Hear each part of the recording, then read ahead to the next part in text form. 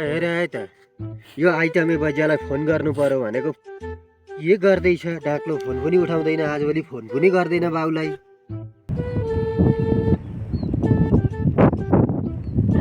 You have dialed is busy. अहिले dial गर्नुभएको number अहिले व्यस्त छ। त हेर है त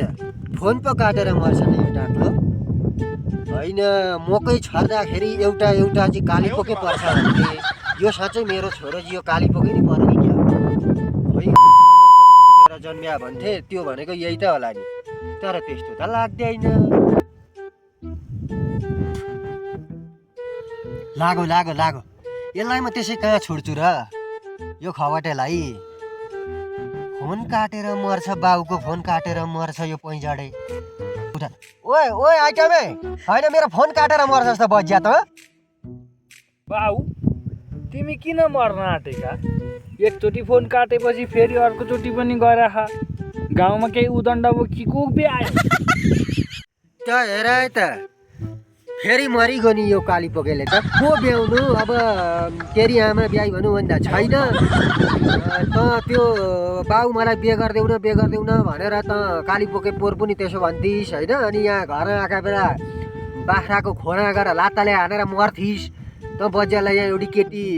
हेरिदिएको छु 5 वर्ष भइसक्यो तेरो बिहे गर्न भनेर खसी पालेको खसीका दाँत खुस्किसके खसी बुढा भइसके खसीको मलामी जान आउँछस् कि यहाँ एउटी केटी भेटिया छु बिहे गर्ने हो र बिहे गर्न आउँछस् भनिहाल आज यहाँ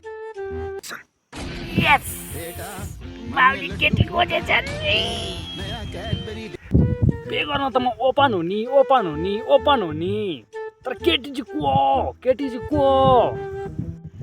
त हेर त जे भए पनि अब आफ्नै छोरो होस् अब नराम्री केटी खोज्ने कुरो भएन गाउँकै हिरो नि खोज्या छ चिन्छस् नि त्यो माथला गाउँकी सिसा नाम गरेकी चिन्छस् नि सिसा क्या सिसा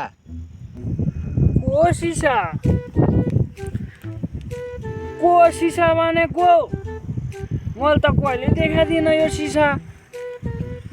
कुन थारे हो फेरि यो त हेर त यो बजियाले त्यो सिसा चिन्दैनस् हाम्रा घरदेखि सिधै यता पश्चिमपट्टि आउँदाखेरि ठुलारा डाँडा आइथ्यो नि ठुलारा डाँडाबाट सिधै माथि लप्सीका बोटबाट पछाडिपट्टिकी सिसा चिनिस् नि अब त बुङ्गालाई त्योभन्दा गतिले त हुनु पर्यो नि बजिया